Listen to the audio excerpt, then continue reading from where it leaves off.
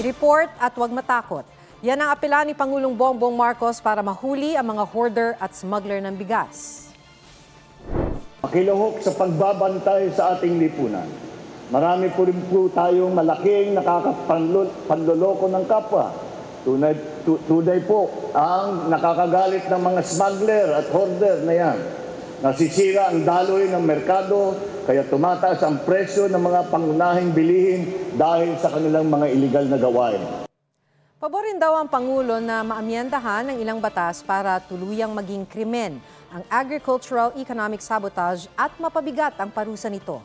4 na kumpanyang sangkot umano sa rice smuggling ang pinangalanan kamakailan ng Pangulo. Wala pang tugon ng San Pedro Warehouse, Blue Sakura Agri-Grain Corporation, FS Ostia Rice Mill at Gold Rush Rice Mill nang hinga ng GMA Integrated News ng pahayag. Ilang beses din binalikan ng aming mga team ang kanilang mga bodega, pero wala pa ring humarap sa amin. Nahaharap sila sa mga reklamong paglabag sa Customs Modernization and Tariff Act, Rice Tariffication Law at Anti-Agricultural Smuggling Act of 2016.